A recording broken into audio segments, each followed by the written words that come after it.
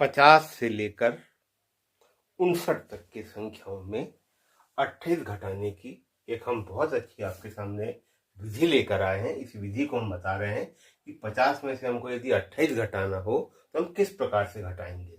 तो हम क्या करेंगे, ये शून्य और इस दो को आपस में हम जोड़ देंगे। हम क्या करेंगे, ये दो को जोड़ देंगे। दो को हमने यहां लिखे, ठीक है, और इस दो को इसके आगे लिख देंगे।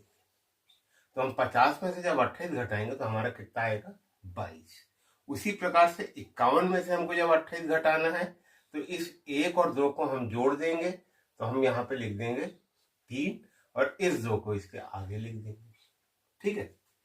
उसी प्रकार से 52 में से 28 घटाना, तो ये दो और दो को हम जोड़ देंगे। तो हमने 4 को हमने कहाँ लिख दिए, यहाँ पे, और इस दो को इसके आगे लिख दिया। अब हमको 58 में से 28 घटाना है, तो ये 8 और 2 को हम जोड़ देंगे। तो 8 और 2 हमारा होता है 10, ठीक है, और हासिल का हमारा ये हो गया 1।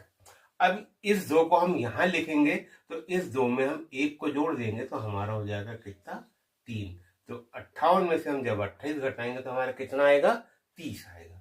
अब हमको 59 में से 28 घटाना है, तो ये 9 और 2 को हम आपस में जोड़ देंगे। तो 9 और 2 हमारा 11 होता है।